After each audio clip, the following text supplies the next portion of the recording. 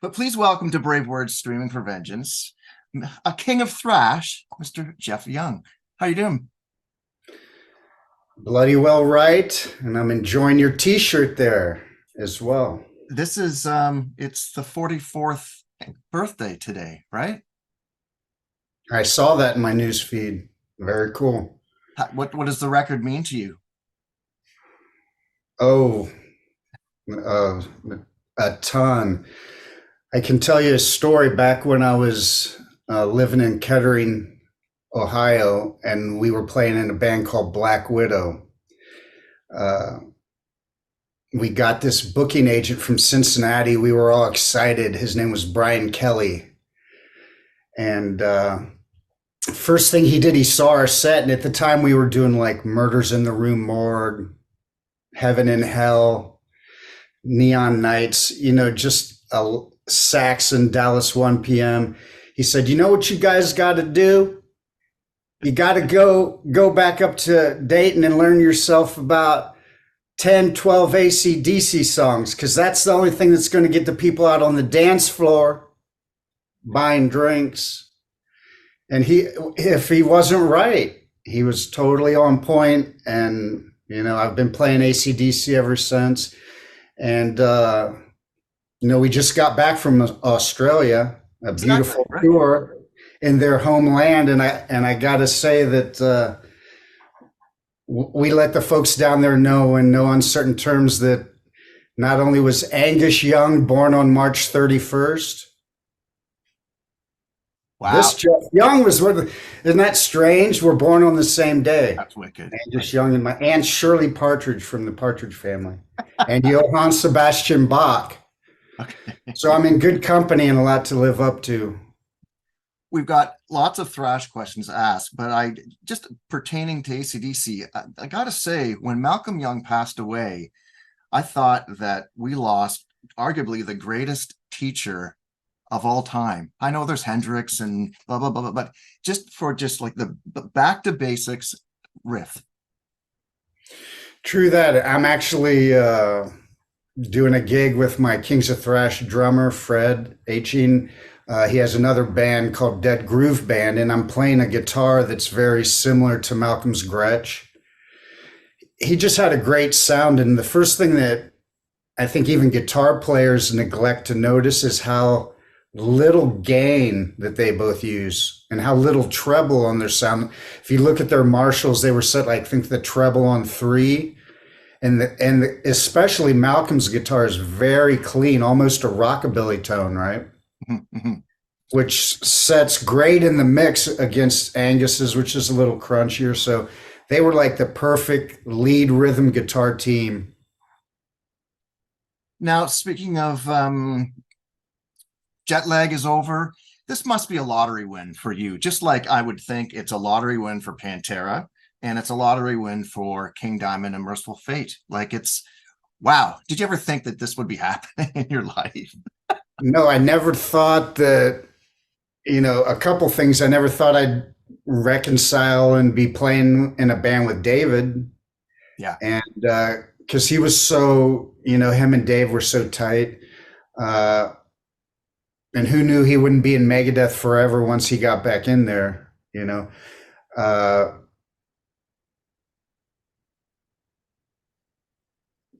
Pardon me, repeat the question again? It's almost like a lottery win. Yeah. Okay. So I never thought I'd be playing Megadeth songs again and have to go back and even learn songs that I'd never played off Killing. Right. And that was a great learning experience. And to find 2 young guys that can play this stuff, because that's really what it hinges upon. Sure. You got to have someone in the center that can do the vocals and do all that stuff, all those guitar parts. I do a lot of Mustaine's leads as well, but you got to have a drummer that can do Gar's stuff, Chuck stuff, and Nick's stuff, because we even do some stuff that's, Rust in Peace era stuff in our encore. To be able to go back and and I think what we've done is something kind of unique because there's a lot of tribute bands, and the tribute band thing is huge. I mean, you see some of these tribute bands playing festivals, for 30,000 people. But I don't think anyone's done it quite like what we've done it, where you got two OGs from the band and then two young upstarts, and that we're playing two of the classic albums in their entirety. A lot of songs that band doesn't play and probably won't ever play again. Right. So it's kind of a unique niche that we fell into because it's not really a tribute band. It's kind of our own thing. And we just really have fun together. That's the best thing is I don't think there's ever been a raised eyebrow or any kind of ruffled feathers among anyone in our group of the four guys. And we happen to have a lot of great people around us, lifting us up. So yeah, it's a great bookend, on what Dave and I did. It's like a great apostrophe Right. on our Megadeth lineage. And it was cool to go because a lot of bands don't go to Australia. I learned how many bands haven't ever even, released albums for most of their career. Rush being one of them. As I'm talking to the natives down there, they're saying, oh yeah, this band, that band, they're not that popular here. They've never really released albums, or they didn't till later in their career. Right. And then they finally went down there because it's expensive to get down there. Yeah. Right. And it's a long flight. It's, from where we went, it was 15 hours roughly. And you're playing on, borrowed gear. And we did 4 shows in 4 cities in 4 days. So you can imagine the commuting. Yeah. Yeah. And the sound checks and the VIP meet and greets and the whole thing, and trying to get sleep in the midst of that. But we had the best time. And for us to be able to have the luxury and the benefit to do that, to go down there and do that, and to know it's just the beginning of, we can do many more of these. We've got the show down, and we're talking to South America right now and Europe and stuff. So the sky's the limit on Kings of Thrash. Hopefully Canada's in the mix right there. I would love to, man. I got a lot of friends up there, that have been like, you never play up here. We'd love to see you. Absolutely. Not the least of which is this a few gents on the staff of your fine publication. That would be wonderful, dude. Are you in Ohio now? No. I'm in Henderson, Nevada. Oh, okay. Okay. I've been kind of out in LA for the past couple years, and I'm in Henderson now, and kind of back and forth. It's a short, some people are bi-coastal with New York. Mine's a little shorter distance, just Vegas and LA, and kind of back and forth. I'm getting ready to go starting next week for these rehearsals for the Dead Groove Band tour. So I'll be back in LA. Now, tell me real fast the early conversations and who actually reached out to whom when it comes to the Kings of Thrash, and who termed it Kings of Thrash. It all came about pretty organically, and not with any real intent, especially the Kings of Thrash part. That was a real surprise. This all came out of the filming and the production for the documentary for the life of Nick Menza. Right. Who he happened to be the guy that I ended up rooming with on at least the last half of the So Far So Good So What tour. I didn't want to be around the drugs and even like the cigarette smoke and stuff. So Nick was a great guy, and he was the drum tech for Megadeth. He was the drum tech for Chuck Bueller at the time. And so I ended up rooming with him, and we became really great friends, amigos. He's been on my radio show, and he is just a magical person. And we always stayed tight. As a matter of fact, he came when I was teaching at Musicians Institute, Guitar Institute of Technology. For a couple years, they had a metal performance workshop, and he came down, and we ended up playing In My Darkest Hour that day, I think about 15, 20 times with each of the different students because it's the only song that the students knew. So Nick and I were playing with each of the students. So that was really cool. So I was invited to go in for the taping of the documentary and kind of tell my remembrances of Nick. And the documentary's being facilitated by Ellefson Films. Right. So you can see so the night before we filmed, David and I, we met after not seeing each other for years at the Rainbow Bar and Grill, where so many deals are done and so many lives are changed for the good and for the other. But we had the back booth, they call it Slash's booth now. But it's the same booth that we were in for the Headbangers Ball, Anarchy in LA, and Megadeth when we hosted on MTV. Wow. And we were and literally as we were getting up to pay the bill, I whispered in his ear some sweet nothings, a couple riffs that I remembered he and I working on back, pre-Rust in Peace that may have been on that album. I'd long since lost the cassette demos that he and I did. We even had Chuck on drums and there was bass and guitar, and we had 2 songs fully demoed, and I didn't remember the entire song, but there was 2 riffs that really just stuck with me all these years. I sang them in his ear and he's like, dude, I totally remember those. We got to get in a room and we work this stuff up. So it was really born more of a Elfson Young project. Right. For us to write some originals and maybe just put out a 5-song EP. And that was it. So we got together once here in LA and had a writing session with riffs that I had 2 songs. I had that song and another, and we kind of finished each other's sentences, realized we had a really great writing chemistry. Like in one day, we had 2 songs demoed with, to a click. Bass was laid down, rhythm guitar. He came back a couple months later with some riffs of his own, and same thing. It was like I was finishing his sentences and we had 2 more demoed.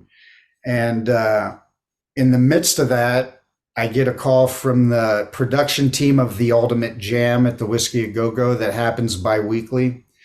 It's a free jam for the public, and a lot of the best up and coming LA musicians, plus they always get some, known names and international recording folks to come in for a couple songs.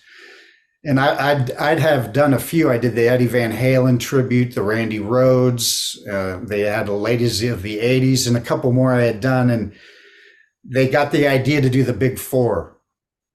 So they invited me. And of course I said, well, I'm writing with David right now. You want to see if he wants to come in? And because I knew immediately if we did that, it would be something pretty huge. Right.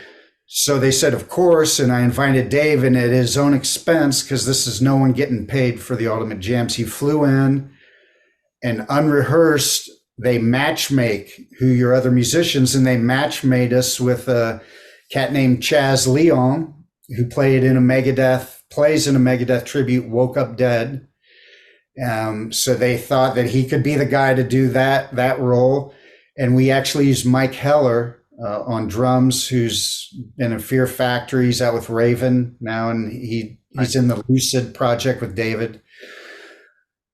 And we did 3 songs. We had Dinah Shirasaki did Mary Jane. She's in the all-female tribute Thunderstruck and an amazing singer. So we did Peace Cells, In My Darkest Hour with Chaz, and Mary Jane with Dinah, all unrehearsed. And of course, it got picked up by your fine website and many others. And then David's management. That's when the manager. So it's all your fault, to be honest. This whole thing. Yeah. We really have to put the blame where the blame belongs. But the management saw the reaction. Right. Not only the you guys, but all the fans and the comments, and he said, you guys got to do this. And then they came with the idea, you got to do Killing Is My Business and the album Jeff played on, So Far So Good, So in their entirety. And David and I looked at each other, are like, okay, man, that could be really cool. And Fred, the drummer, also played that night. Our drummer, Fred Achin, he did a couple Slayer tunes, which we did not see him perform that evening, but the videos, circled around and we saw, and I said immediately, that's the drummer.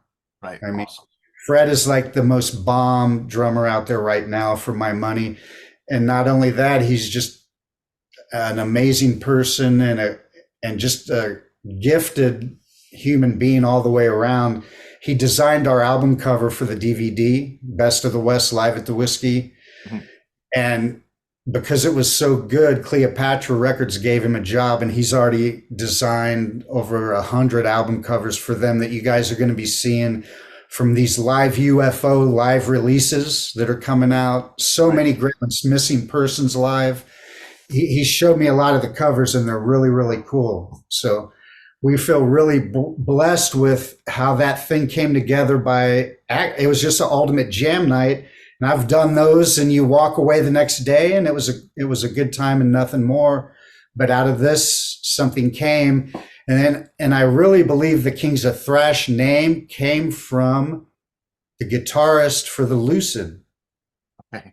His buddy, he said, why don't you guys call it Kings of Thrash? Because we were actually thinking to do kind of like what the Whiskey did, a big 4 tour with a Slayer tribute band, a Metallica, and an Anthrax and us.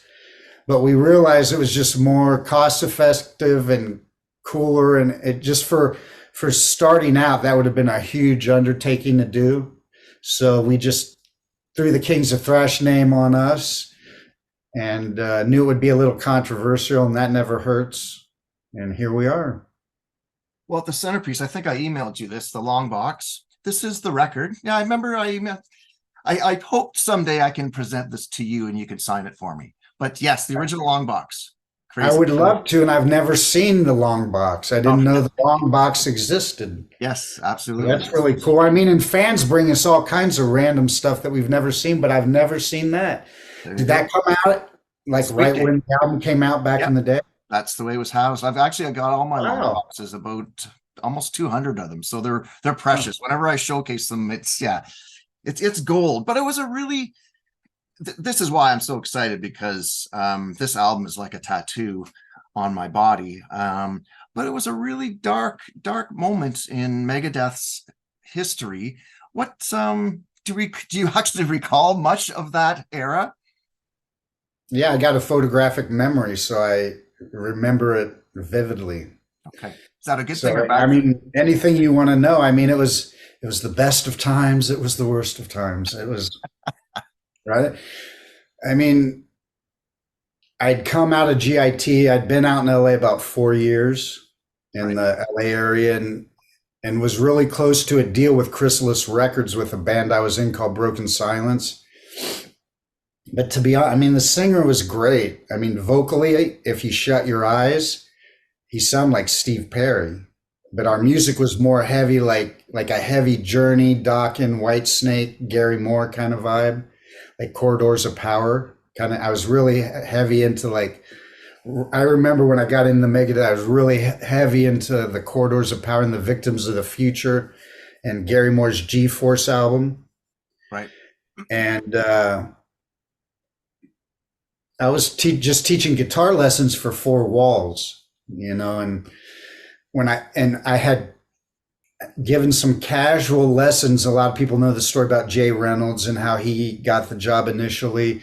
And he was just a buddy who lived in a house that I lived in West Hollywood. And a few afternoons, I gave him some guitar lessons gratis just because he was living in the house. He's like, dude, show me how to do this or that. Or I heard you doing this up because we had a recording studio in the house. Mm. And David Elfson even walked through the house one time, and he introduced me. Oh, this is David. And I never thought anything about it. He actually mentioned he played me some of Peace Cells, and they were trying to replace Gar and Chris much earlier. And the music was so foreign to what I'd ever heard, right? And his vocals and acquired taste. So he's like, would you be interested in this? And I was like, So I passed on it at that time. And then flash forward, and just the weirdest thing I got to tell you that is so surreal, especially since Chris went on to play with Mark, his brother. I was playing with Mark Poland. Post Broken Silence, the band kind of disintegrated, and some of the members followed me, and I got Mark Poland on drums. Okay. He never mentioned Chris. He never mentioned Megadeth. Wow. It is the strangest, just like sliding doors kind of thing. Like over here, I was playing with Mark and doing it was then it was getting very Euro, Gary Moore, John Norm, John Sykes kind of vibe, Thin Lizzy.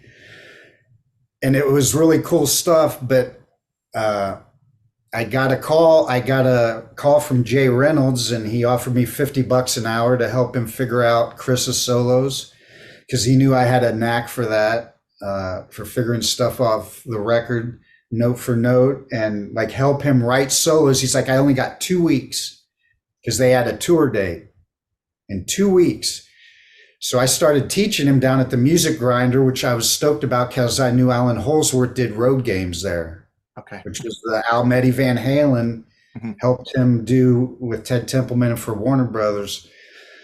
So I was just teaching him, and I remember the first thing I started showing him was the hook and mouth. I started writing that. I wanted it to be like, I mean, it's kind of shankery, kind of like Randy Rhoads Over the Mountain, da da da da da da da da da da da, Flight of the Bumblebee kind of thing. And I thought it was repetitive, and it was the same thing every time, and maybe that would be something he could play. But he was more like a kind of a KK Downing kind of rhythm guitar player. And listening to Chris's leads, I knew he wasn't going to do these leads in 2 weeks, 2 months, or 2 years, or 2 lifetimes. Because Chris is a brilliant player, really influenced by Holsworth and Beck and Mahavishnu and a lot, Jan Hammer, and a lot of the players that I also grew up on. So it was an easy thing for me to do, and not so easy for him. And I think Chuck, especially, a lot was walking through the room, and he had a raised eyebrow. He'd walk in and be like, and he'd see me playing the hook and mouth and Jay struggling to play it. And then David Elfson would walk through, and Gadget, the guitar tech, or, I got a call a few nights later on my answer machine was beeping when I got home, and it was Dave Mustaine, said, I want to talk to you. Come down early tomorrow. And so when I went down, he gave me a tape of In My Darkest Hour, and it wasn't the whole song, and there was no lyrics, and there was no vocals. It was like I got a total of maybe like a minute or less on the tape, like 20 seconds, roll up, start here, stop there, see you tomorrow. And it was a lucky time for me. And I always say that success is where preparation and luck intersect, right? And it was lucky. I'd just come out of GIT, and I was practicing a ton, like 14 hours a day. So I was ready when the call came. I was ready when the bat signal went up, and I went in the next night.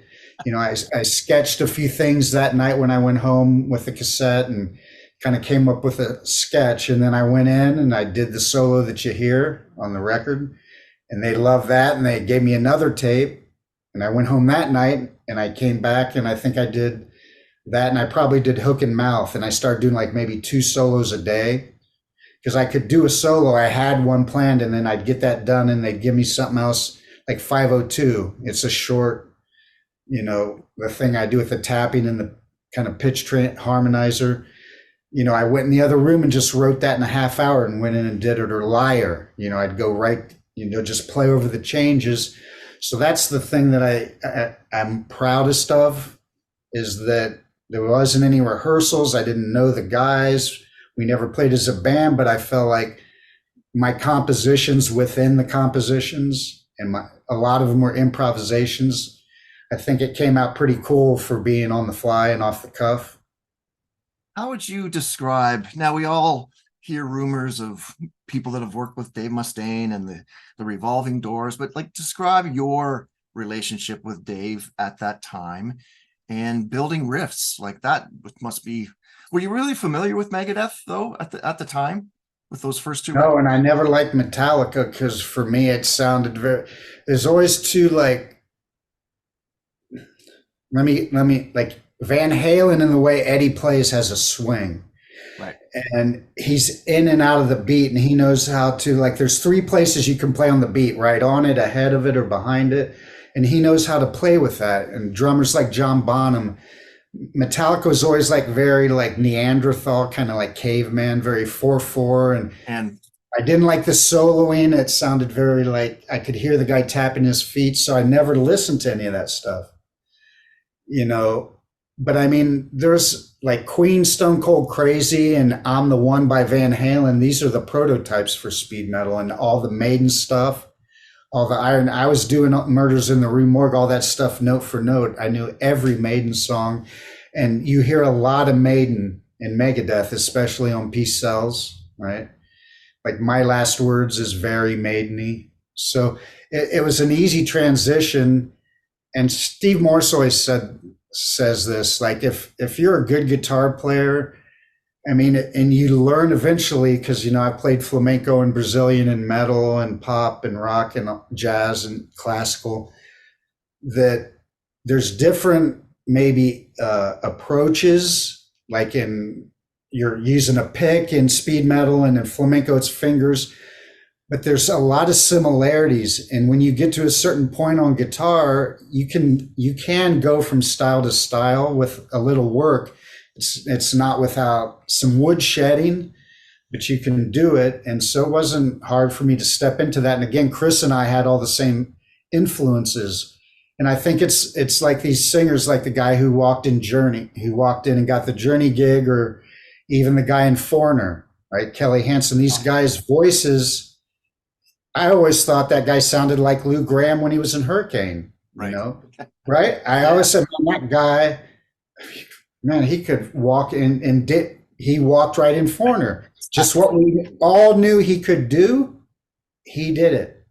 And the dude in Journey, and I feel like with Chris, I was kind of like that, because whatever it is, some of us are cut from the same fabric. I was used to playing the wide stretches like Chris. He has an injured finger, so the way he plays is strange. And the common influences with Holsworth and etc. It allowed me to go in there and be able to step into his shoes without, it wasn't, a brutal task to surmount. This might sound really strange, but I think Into the Lungs of Hell might be my favorite Megadeth song. It just takes me places. It's absolutely incredible. And that's the first song we do in the show with Kings of Thrash. And I love playing it too, because I kind of do it my own way.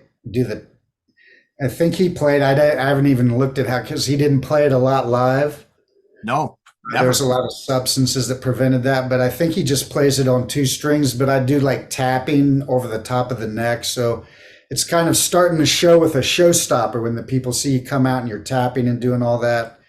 And I got a harmonizer on the guitar, so it sounds really cool, like a harpsichord. So it's a great way to start the show. I mean, right away it gets the audience, and they're just right there from the beginning. They're right there with you. Are you using any of the same gear from back in the day? Nope. Which is funny, because someone who saw the Whiskey Show, which was our 4 show, said how much my tone sounds like back in the day. I think it's a way better version of it, because obviously we have better technology and I have better equipment. But no, back in the day, when Megadeth, I was using Metaltronics, Lee Jackson modified Marshalls, and Tom Anderson guitars, and I'm using Dean guitars now, and EVH. I got an EVH head and a Friedman head, and I've been using the EVH a lot because it sounds great. It's quiet, it's crunchy. And Hatred, the opening band, the day I was using the Friedman on tour, and the day I put the EVH up, the Friedman was getting some grounding problems in one venue we played at Soundcheck, and so I put the EVH up.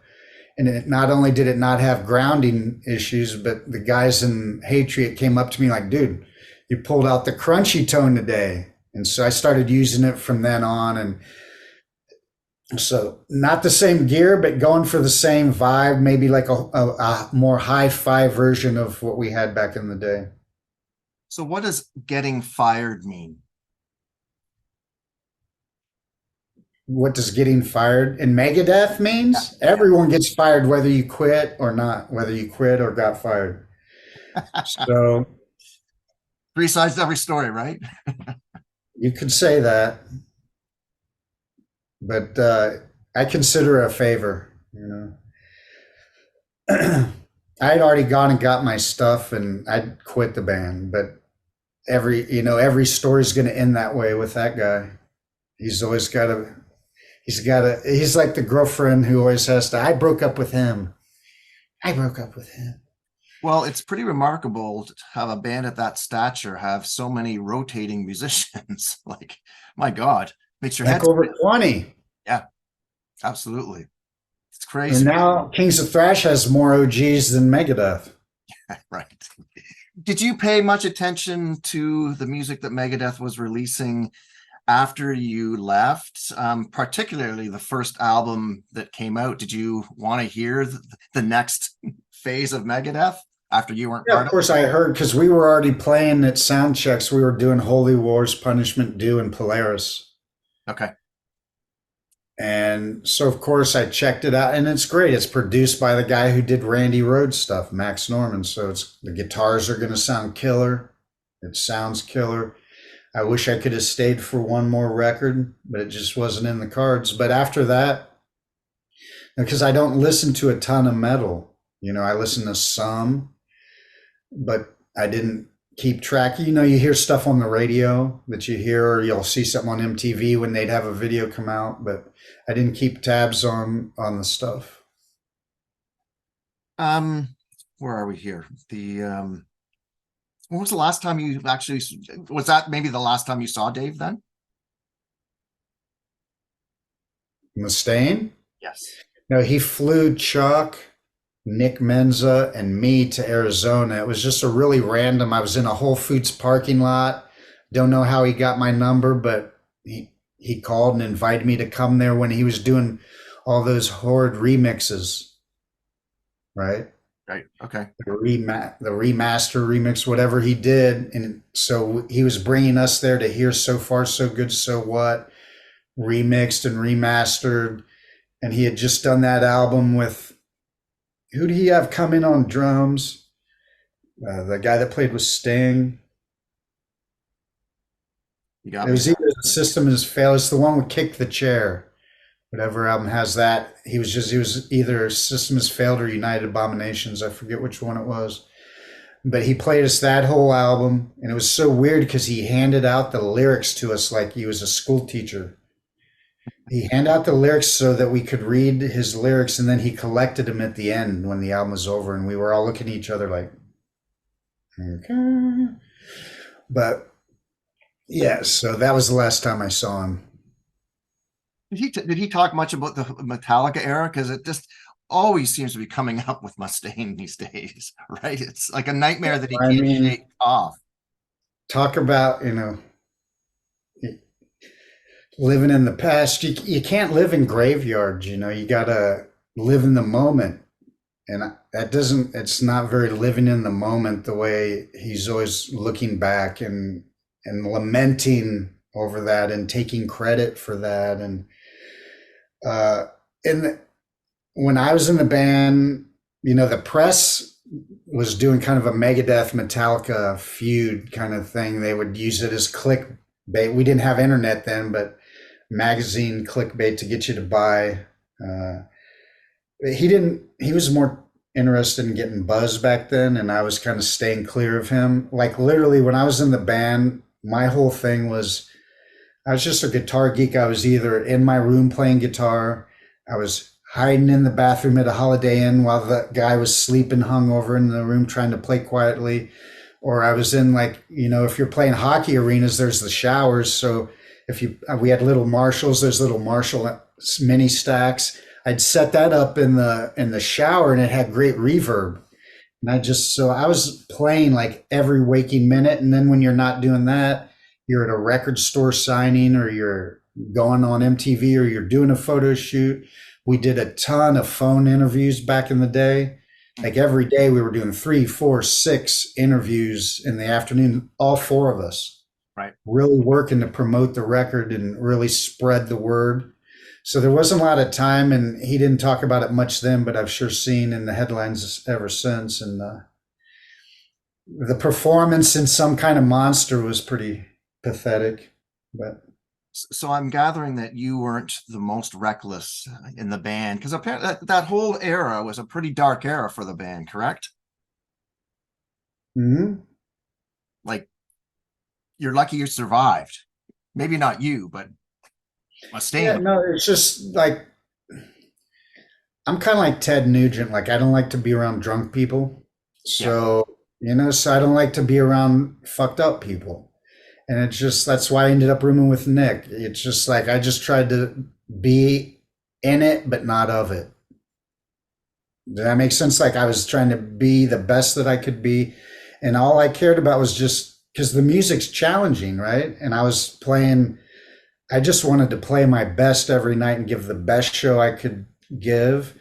And I knew that I couldn't do that buzzed. And I don't know how. That was the thing. I was just amazed that, that they were trying to do that buzzed and that they were doing it. Like, how are you getting up in the morning, man? Because I hate that feeling. I don't want to go on stage feeling like, oh, Right. right? Like I'm just like hungover and like ready to sleep. I want to be energized. So it was just we were all on 2 different frequencies. So that's why my duration in the band wasn't long, because I don't want to be around that low vibration. It brings you down. Just like Now, those first 3 records were really pivotal and a big, big influence on the death and even the black metal scene, which is kind of funny when apparently Mustaine is a born again Christian. And I'm not sure if you're aware that Ellefson actually married myself and my wife in Fort Lauderdale 5 years ago. I've So met some other couples at VIP meet and greets that he's married. This is yeah, we flew him in. that's super cool, dude. It was awesome. Absolutely awesome. Congratulations on the nuptials, but Yeah, thank you. Thank you. But isn't it strange to have a band that influenced those scenes, and now you've got half of the band, well, not that Ellefson's part of it anymore, that kind of went on a different path. Did you feel the darkness back then? yeah, I mean, the thing is, I mean, it feels darker now because the world's darker. Back then, we were all so naive, right? It was a different world back in the late 80s, way, much more naive. So, it didn't feel fun. But when you're playing for 30,000 people every night, you're also getting that rush. So, like, you're getting off on the fact that you're playing for all these people. You're seeing yourself on the cover of all the metal magazines, but behind the scenes, it's not that healthy. But then we're looking at all the bands that influence Megadeth, like the Sex Pistols, Yeah. and you're going, oh, it's just par for the course, right? Have you had any contact with Chuck? Do you keep contact with him, or was there much of a He friendship got back up then? and played with Kings of Thrash Okay. in Flint, Michigan. We did In My Darkest Hour in Anarchy with him, and it was an emotional night for him. He was in tears and he was blown away how good we were. I mean, and we're way better now because I mean, like the whiskey was the DVD was our 4th gig of our career, and now we've done well over 30.